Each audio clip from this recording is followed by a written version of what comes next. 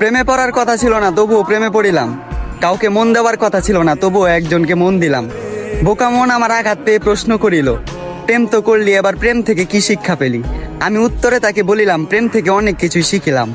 যেমন প্রেমে বিষাদ, প্রেমে স্বাদ, প্রেমে আবার জীবন বরবাদ। আমি অর্থের লোভে না পড়ে তাকে পাওয়ার লোভে পড়েছিলাম। একুল ওকুল না দেখে আমি একটা বেঈমানকে ভালোবেসেছিলাম।